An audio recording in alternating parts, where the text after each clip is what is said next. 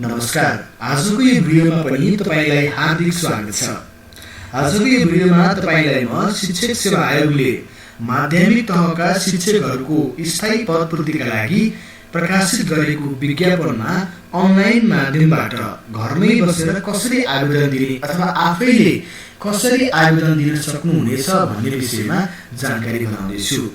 त्यो आवेदन दिनुभन्दा अगाडि हामीलाई के कागजपत्रहरू आवश्यक पर्दछ त आउनुहोस् हेरौँ।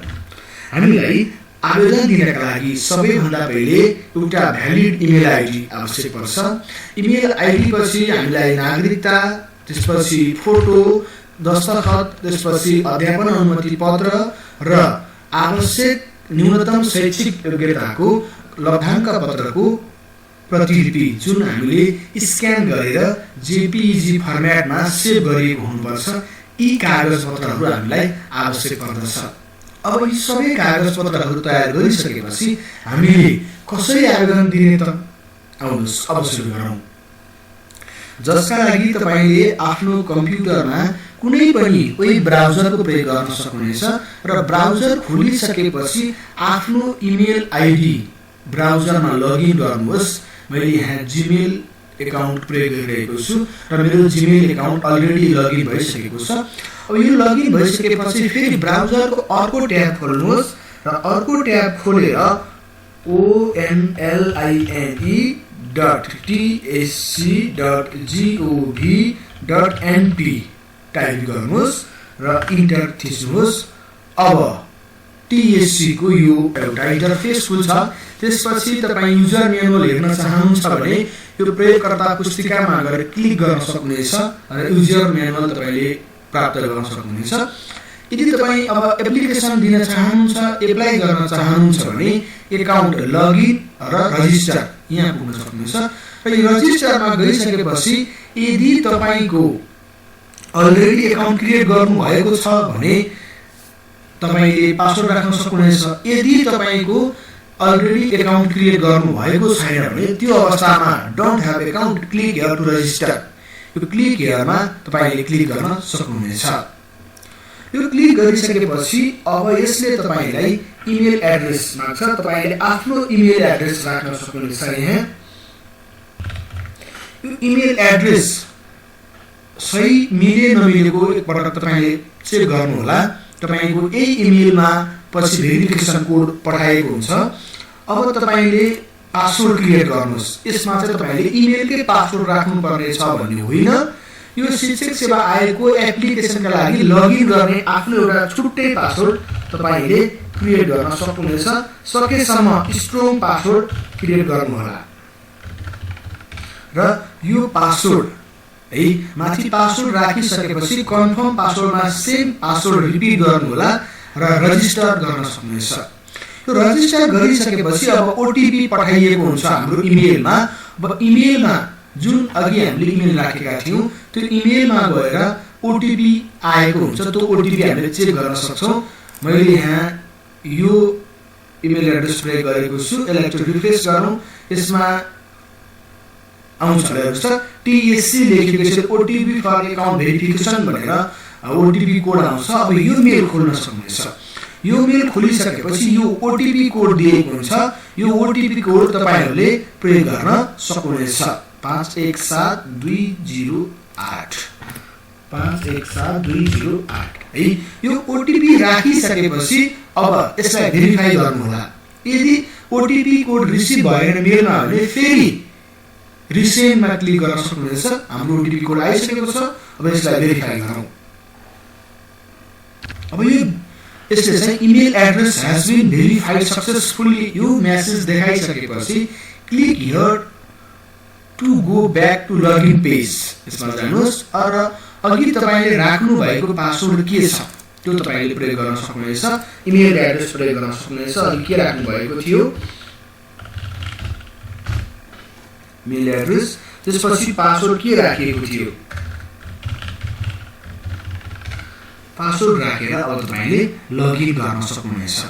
ल लगइन गरिसकेपछि अब यो खालको इन्टरफेस खुल्छ र यहाँ तपाईले यसले खोजेको विवरणहरू जस्तै व्यक्तिगत विवरण, शैक्षिक योग्यताको विवरण, तालिमको विवरण अध्यापन अनुमति पत्रको विवरण, अनुभव सम्बन्धी विवरण, संलग्न कागजातहरूको विवरण, यो विवरणहरू अपडेट गरिसकेपछि अब हाल खुलेका विज्ञापनहरूमा गएर तपाईले विज्ञापनमा एप्लिकेसन दिन सक्नुहुनेछ। हामी सुरुदेखि जान्छौँ। अब व्यक्तिगत विवरण, यो व्यक्तिगत विवरण तपाईलाई यहाँ क्यान्डिडेट आइडी दिएको छ, नोट गर्नुहोला। अब यसपछि हामी यो व्यक्तिगत विवरण भर्नको लागि यहाँ हामीले क्लिक गरेर भर्नु मिल्दैन है। यसका लागि हामीले यो एडिट भन्ने अप्सन दिएको हुन्छ राइट साइडमा, त्यो एडिटमा क्लिक गर्नुपर्छ र एडिटमा क्लिक गरिसकेपछि अब आफ्नो व्यक्तिगत विवरण राख्न सकिन्छ।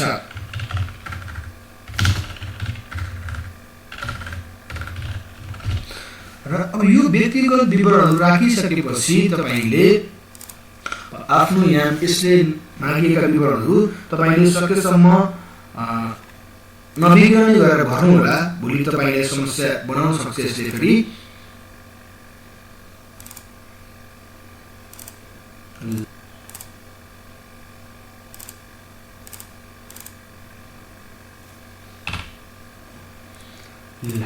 यति विवरणहरू, यी विवरणहरू भरिसकेपछि अब यसलाई सेभ गर्नुहोस्। यो सेभ भयो, तपाईको यहाँ विवरण भरिएको देखायो है। अब यो भरिसकेपछि अब हामीले यसलाई अब सिधै यो छोडेर हामी शैक्षिक योग्यतामा जाँदैनौँ। त्योभन्दा अगाडि फेरि हामीले यो ठेगानामा गएर आफ्नो ठेगाना राख्नुपर्ने हुन्छ। ठेगानाको लागि पनि यसरी नै एडिटमा गएर तपाईले आफ्नो ठेगाना राख्न सक्नुहुनेछ। मैले यहाँ भर्दैछु, यसरी तपाईले आफ्नो विवरण भर्न सक्नुहुनेछ। ल, यो विवरण राखिसकेपछि अब यसलाई पनि फेरि सेभ गर्नुहोस्। अब पारिवारिक विवरणमा जानुहोस् है। पारिवारिक विवरणमा गएर अघिकै प्रोसेस अनुसार यसलाई पनि एडिट गर्न सकिन्छ। यसरी यो डिटेल राखिसकेपछि अब यसलाई पनि तपाईले सेभ गर्न सक्नुहुनेछ। अब यो तीनवटा ट्याबको विवरण भरिसकेपछि हाम्रो यो व्यक्तिगत विवरणको ट्याब पूरा भएको छ। यसपछि अब शैक्षिक योग्यताको विवरणमा तपाईँ जान सक्नुहुनेछ। त्यसका लागि शैक्षिक योग्यतामा गइसकेपछि अब यो एड अप्सनमा क्लिक गर्नुहोस् र यसमा मागेको डिटेल भरिदिनुहोस्। त्रिभुवन विश्वविद्यालय तह स्नातक, तपाईले पास गरेको साल कति साल हो त्यो तपाईले राख्न सक्नुहुनेछ।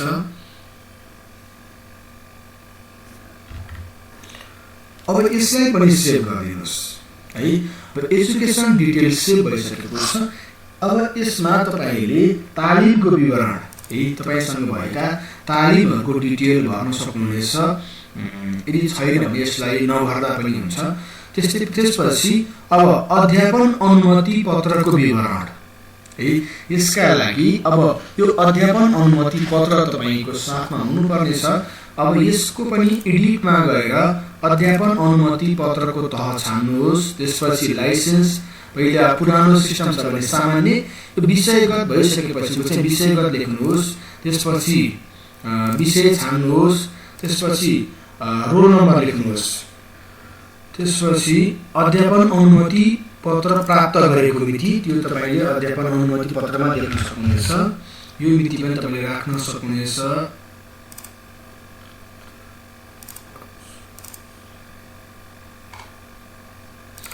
यसपछि आयोगले तपाईलाई अध्यापन अनुमति पत्र प्रदान गर्नका लागि निर्णय गरेको मिति, त्यो निर्णय गरेको मिति पनि तपाईहरूले राख्नुपर्ने हुन्छ। यो राखिसकेपछि अब यसलाई पनि तपाईले सेभ गर्नुहोस् है।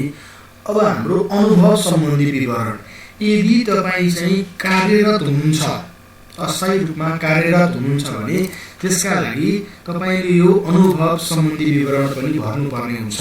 अथवा तल्लो तहमा कार्यरत हुनुहुन्छ भने पनि तपाईले यो भर्दा हुन्छ है।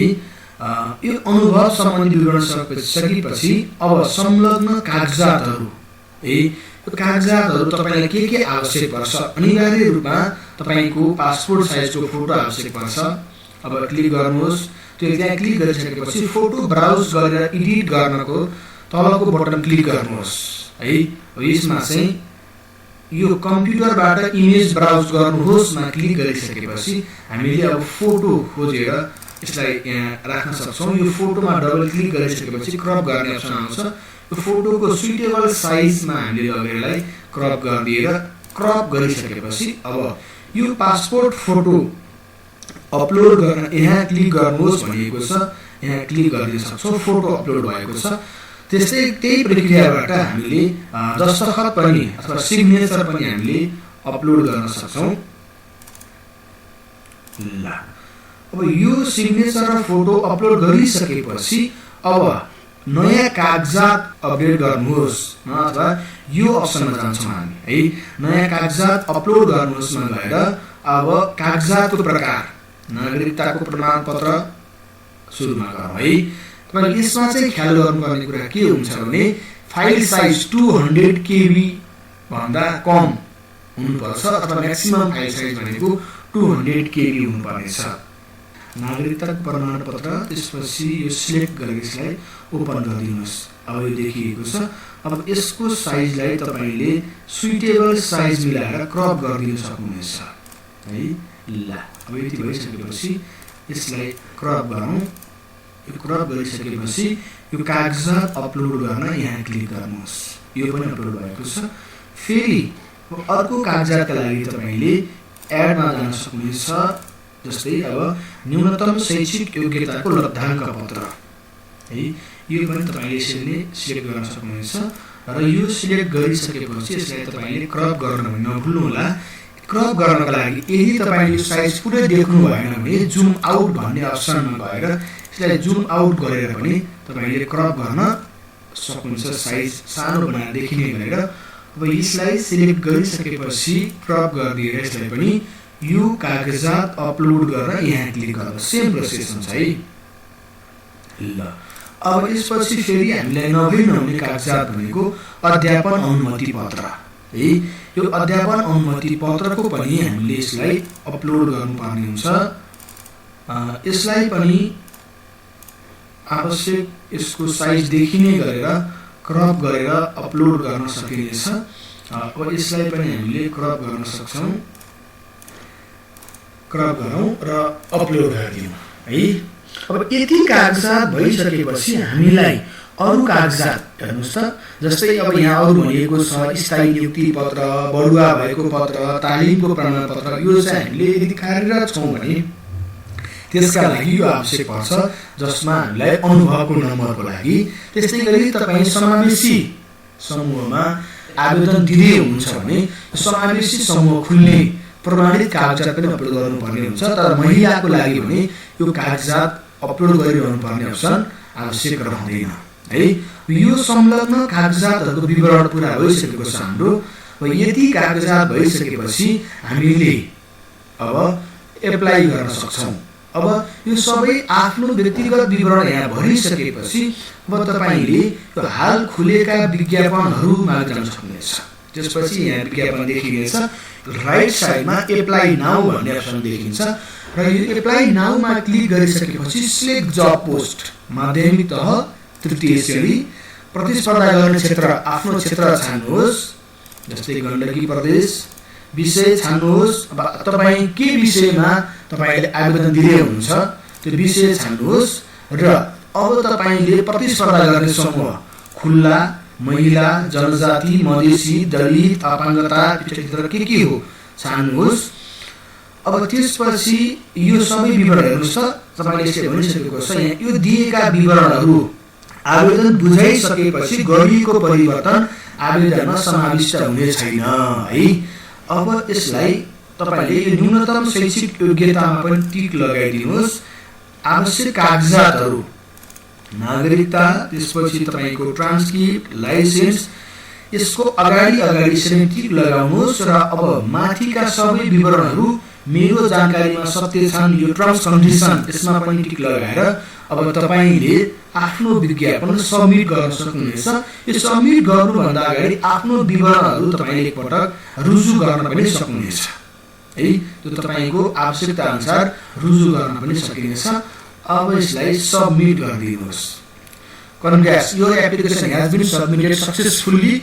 Click OK to see original copy or your application form and admit card भनेको छ। अब हाम्रो विज्ञापन एप्लाई भइसकेको छ। एप्लाई भइसकेपछि डकुमेन्टको ओरिजिनल कपी भ्यू गर्नका लागि हेर्नका लागि हामीले ओके बटनमा क्लिक गर्न सक्छौँ। ल यसरी यो कुन श्रेणीमा दिएको के गरिएको सबै डिटेल हामीले यहाँबाट प्राप्त गर्न सक्छौँ। र यसपछि अब हामीले दरखास्तका लागि तोकिएको दस्तुर बुझाउनका लागि हेर्नुहोस् त अब यहाँ क्लिक गर्नुहोस्। हेर्नुहोस् त तपाईँले 1000 रुपियाँ दरखास्त यो दस्तुर बुझाउनु पर्ने हुन्छ। र यो हेर्नुहोस् त यो भौचर यहाँ जेनेरेट भएको छ। यो भौचरमा के भनेको छ तपाईँले यो भौचर शिक्षक सेवा आयोगले तोकेका बैङ्कहरूको कुनै पनि शाखामा गई मिति 2078-9-29 भित्र नगद भुक्तानी गर्नुपर्नेछ। सो मितिभन्दा पछाडि भुक्तानी गरेमा उम्मेदवार स्वयं जिम्मेवार हुनेछ र शिक्षक सेवा आयोग दरखास्त स्वीकार गर्न बाध्य हुने छैन र दाखिला भएको रकम फिर्ता पनि हुने छैन भनेको छ। अब यसलाई ओके गर्नुहोस् र बैङ्क छान्नुहोस्। परीक्षा शुल्क जम्मा गर्न बैङ्क छान्नुहोस्। जस्तै राष्ट्रिय वाणिज्य बैङ्क, नेपाल बैङ्क तपाईँले एउटा छान्न सक्नुहोस्। तपाईँले कुन सजिलो लाग्छ। अब भौचर प्राप्त गर्नुहोस् मा क्लिक गर्नुहोस्। यो भौचर प्राप्त हुन्छ र अब यो भौचरलाई हामीले प्रिन्ट गर्नुपर्ने हुन्छ। डाउनलोडमा क्लिक गरिसकेपछि यो भौचर डाउनलोड भयो है। अब यो भौचर तपाईँले बैङ्कमा लगेर दाखिला गरिसकेपछि मात्रै तपाईँले आफ्नो प्रवेश पत्र प्राप्त गर्न सक्नुहुनेछ। अब यो भौचर दाखिला गरिसकेपछि हामीले प्रवेश पत्र हेर्नका लागि दरखास्त पेश गरेको विवरणमा गएर हामीले यहाँबाट हेर्न सक्छौँ।